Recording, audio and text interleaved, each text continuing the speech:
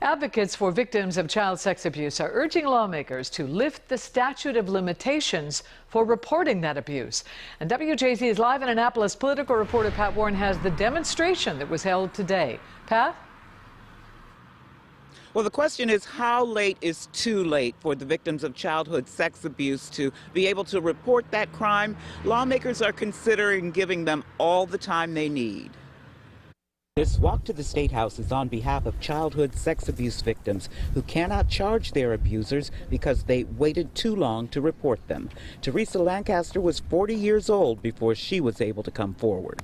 I was raped when I was 16, but it took me that long to get the guts to stand in front of a court and say, I'm James Rowe. I couldn't even give my real name at that point. A Senate committee is considering a bill to lift the statute of limitations imposed by law for reporting childhood sex abuse. The bill's sponsor, C.T. Wilson, was himself a victim. I was out of the Army, out of college, out of law school before I actually started acknowledging. Usually it's when you start seeing children that were the same age as you when you were abused. When you start having your children, that's when people have to start coming to terms with it. So it takes a long time to deal with the wrongs that were done to you. The Baltimore Archdiocese is in opposition to the bill because of what it would do. Would open the church up to an unlimited number of claims from as far back as 50, 60 years ago.